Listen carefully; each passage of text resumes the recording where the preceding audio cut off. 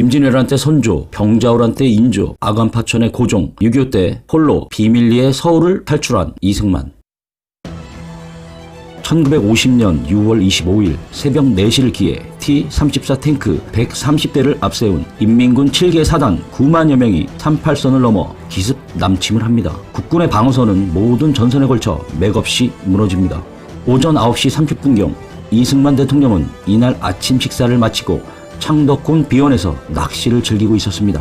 북한군의 남침 보고는 전쟁 발발 6시간 후인 10시 30분경 보고받게 됩니다. 국군 통수권자인 대통령이 북한군의 전면 남침 보고를 6시간 뒤에 보고받고 국무회의를 소집한 시간은 발발 10시간이 지난 오후 2시였습니다.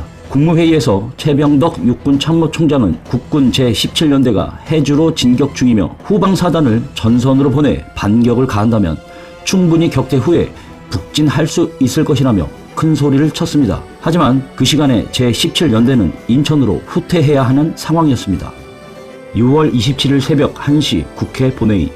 국가 초비상사태인 이런 상황에 의원 210명 중 절반밖에 출석하지 않았습니다. 출석한 국회의원들은 국회는 100만 서울시민과 함께 수도를 사수한다라는 결의안을 통과시켰습니다. 신익희 국회의장과 조봉암 부의장은 이승만에게 결의안을 전달하기 위해 경무대로 갔습니다. 그러나 이승만 대통령이 보이질 않습니다.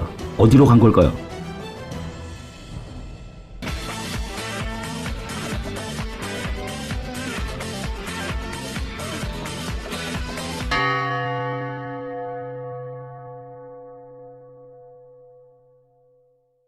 이승만은 국회 본회의가 열리고 있는 동안 새벽 3시 반 남행열차에 탑승했습니다. 본인 혼자 서울 탈출을 비밀리에 강행한 것입니다. 피난 일행은 부인 프란체스카와 경무대 경찰서장, 비서 1명, 경호경찰 1명 등 달랑 6명이었습니다.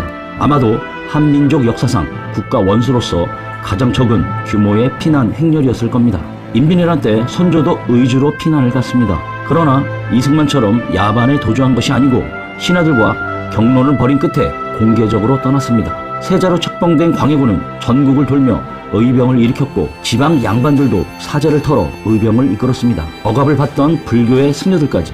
이승만이 탄 열차는 바람이 새어들어오는 깨어진 유리창에 기관차 뒤에 객차 2개만 달랑 달린 낡아빠진 3등 열차였습니다. 이승만의 야반 도주는 극비사항이었습니다. 국방장관과 경무대 일부 비서진을 제외하고는 아무도 아는 사람이 없었습니다. 국회의장과 대법원장, 주한 미국 대사, 군 최고 지휘관들도 전혀 알지 못했습니다. 동이 트자 국무회의에 참석하기 위해 경무대를 찾은 장관들은 그제서야 대통령이 서울 탈출 사실을 알게 되었습니다. 수도 서울 사수 결의안을 접수할 대통령이 도망친 것을 알게 된 신익희와 조봉암은 국회로 돌아와 국회 해산을 해버립니다. 대통령의 서울 탈출 사실을 뒤늦게 알게 된 국회의원과 장관, 고위 공무원들도 시민의 안위에 대한 아무런 대책도 세우지 않고 가족들과 함께 서둘러 한강을 넘어 서울을 떠났습니다.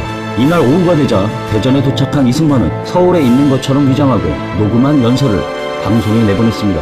유엔군이 도와주기로 했고 국군도 적을 격퇴하고 있으니 국민들은 안심하고 생업에 종사하라는 내용이었습니다.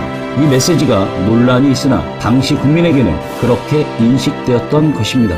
이 방송은 밤 10시에 시작되어 수차례 방송되었습니다. 6월 28일 새벽 2시 30분 안심하고 잠에 든 서울 시민들은 새벽에 엄청난 폭발 소리를 듣고 잠에서 깨었습니다. 한강 다리가 끊기는 소리였습니다. 다리를 지키고 있던 경찰과 피난민들 600에서 1200여 명이 그 자리에서 사망하고 서울 시민들이 피난길이 막히게 됐습니다. 이렇게 해서 서울 시민 대부분이 고립돼 인민군의 수중에 넘어가고 피난길에 오르지 못한 서울 시민 수만여 명이 북한군에 의해 사망하고 서울을 빠져나오지 못한 국회의원들은 납북되기로 했습니다. 살아남은 시민들 중 수만여 명도 후에 북한군에게 협조했다는 이유로 학살당했습니다. 한강다리 폭파가 북한군 남하를 지연하기 위한 불가피한 일이었다고 하더라도 국군 3개 사단의 병력과 장비의 퇴로까지 막혀 결국 전투력 손실로 이어지고 폭파 시점도 탱크 한두 대가 서울 근교에 막 진입한 상황이라 성급했다는 지적도 있습니다. 이승만은 대전의 충남도지사 공관을 숙소로 정하고 이시영 부통령을 비롯한 장관, 국회의원, 고급 관리, 장성, 재계 인사들 300여 명은 대전의 여관 성남장에 모였습니다. 성남장 여주인의 말입니다. 마당에는 그들이 타고 온 승용차가 80대 이상 주차해 있었고 그들 중에는 가재도구에다 키우는 개까지 데려온 사람들도 있었다. 이들은 모여 앉아 전시의 위급함에 대한 대책보단 자신들의 안전한 피난, 방책 얘기가 더 오고 갔다. 1950년 7월 1일 이승만은 서울 탈출과 같은 방식으로 비밀리에 충남도지사 공관을 떠나 이리에서 목포를 거쳐 배를 타고 부산으로 향했습니다. 대통령이 떠났다는 소식을 들은 정부 요인들도 서둘러 대전역을 통해 빠져나갔습니다. 이 과정에서 이승만 정부는 일본의 망명 정부를 세울 것을 검토했다고 합니다. 그런데 이승만 학당 등 보수 단체와 언론들이 부인한다며 반박에 나섰는데요. 미국과 일본 공식 문서가 남아있는데 그래서 보니까 날짜가 6월 27일이 아니다와 이승만 대통령이 직접 지시한 것이 아니다 이런 사유네요. 아무튼 전쟁 초기에 이런 요구를 했던 것은 명확한 사실입니다. 대통령과 정부 고위 인사들이 아무도 모르게 도망쳤다는 소식을 들은 대전 시민들은 공황 상태에 빠졌습니다. 대전 시민들도 서울 시민처럼 아무 대책 없이 버려진 것입니다. 임시 수도였던 대전은 무정부 상태로 빠져들었습니다. 시민들이 아우성 치며 탈출하는 사이에 군경은 대전 형무소에 있는 1800여 명의 좌익 사건 연루자들을 연일 처형했습니다. 피난민들이 인천항에서 출발해 부산항에 도착하는 가운데 지도층 인사들은 일본으로 도망갈 때 필요한 배를 수소문하고 있었습니다. 부산으로 몰려든 상당수 고위층과 부유층 인사들은 대구마저 위협을 당하자 배를 구해서 일본으로 도망칠 계획을 세워놓고 있었습니다. 이미 일부는 제주도로 도주한 상태였습니다.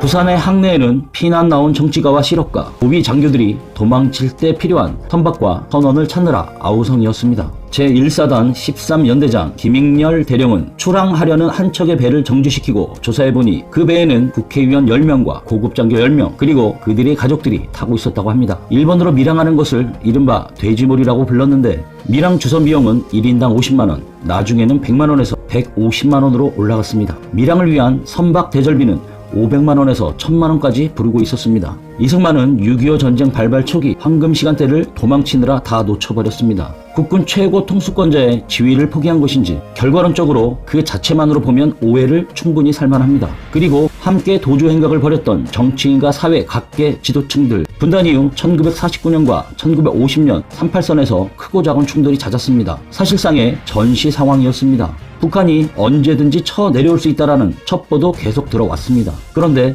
정부는 안이하게 대처했습니다. 6.25가 발발하고 유엔군이 오기 전까지는 한국군은 연전연패였습니다. 이런 상황에서 대한민국이 여기까지 온 것은 정말 천만다행이라는 생각이 듭니다. 그러나 그것은 천운도 기적이 아닌 국민의 힘이라고 생각을 합니다. 그리고 건국 이래 최악의 군납비리, 그것도 전쟁 중에 국민방위군 사건이 터지게 됩니다. 고위 장교들이 24억 예산을 횡령 및 전용으로 한겨울에 보급품을 공급받지 못해 총 한 번 쏘지 못한 채 100일 사이에 굶어 죽고 얼어 죽고 병에 걸려 10만여 명이 숨지는 사건이 벌어집니다. 과연 이 책임은 누구에게 물어야 할까요?